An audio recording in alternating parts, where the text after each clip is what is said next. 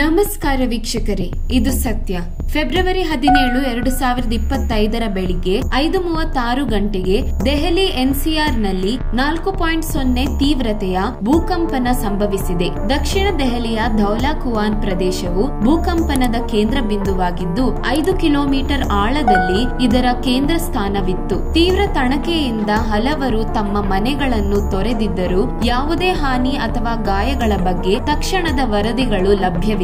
ಪ್ರಧಾನಿ ನರೇಂದ್ರ ಮೋದಿಯವರು ನಾಗರಿಕರಿಗೆ ಶಾಂತವಾಗಿರಲು, ಭದ್ರತಾ ಕ್ರಮಗಳನ್ನು ಅನುಸರಿಸಲು ಮತ್ತು ಆಫ್ಟರ್ ಶಾಕ್ಗಳಿಗೆ ಎಚ್ಚರಿಕೆಯಿಂದ ಇರಲು ಸಲಹೆ ನೀಡಿದರು. ನಂತರ ಬೆಳಿಗ್ಗೆ 8:02ಕ್ಕೆ ಬಿಹಾರದಲ್ಲೂ ಭೂಕಂಪನದ ಇನ್ನೊಂದು ಕಂಪನ ದಾಖಲಾಗಿದೆ. ತಜ್ಞರು ಈ ಪ್ರದೇಶದಲ್ಲಿ ಭೂಕಂಪನದ ಅಪಾಯವನ್ನು ಹೀಗಾಗಿಯೇ ಎಚ್ಚರಿಸಿದ್ದಾರೆ. ಆದ್ದರಿಂದ ಮುನ್ನೆಚ್ಚರಿಕೆ ಕ್ರಮಗಳನ್ನು ಅನುಸರಿಸುವುದು ಅತ್ಯವಶ್ಯಕ.